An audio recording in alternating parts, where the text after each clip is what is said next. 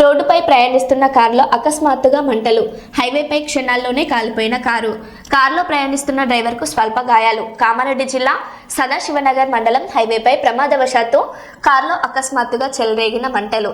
వెంటనే అంబులెన్స్లో డ్రైవర్ను ఆసుపత్రికి తరలించిన స్థానికులు.